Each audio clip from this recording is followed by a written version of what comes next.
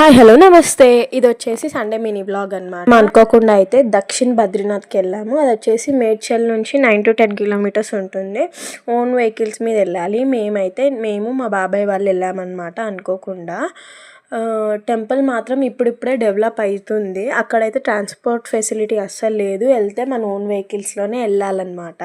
Temple మాత్రం చాలా యూనిక్గా చాలా బాగుంది. కానీ ఇప్పుడిప్పుడే డెవలప్డ్ కదా, అంత ఫెసిలిటీస్ అయితే ఏం లేవు. లోపల అయితే no phones, no photos, videos అని అన్నారని నేను అసలు తీయలేకపోయినా. కానీ మెల్లగా కొంచెం క్యాప్చర్ చేసిన. అట్లయినా మనం బద్రీనాథ్కి వెళ్ళలేం కాబట్టి ఇక్కడికైతే వచ్చేసి చూడొచ్చు. విగ్రహాలు మాత్రం చాలా అంటే చాలా బాగున్నాయి. ఇక్కడ ఏరియా కూడా మొత్తం గ్రీనరీతో నిండిపోయింది. చాలా అంటే చాలా పీస్ఫుల్గా అనిపించింది నాకు పర్సనల్గా. ఇక్కడ వచ్చేసి ప్రసాదాలు ఇస్తున్నారు అనమాట. ఈ టెంపుల్ నుంచి మేము తర్వాత కీసర గుట్టకి వెళ్ళాం. కీసరలో అయితే శివుడే ఉంటాడు. అక్కడ నుంచి ఒక అమ్మవారి టెంపుల్కి కూడా వెళ్ళినాం అనమాట.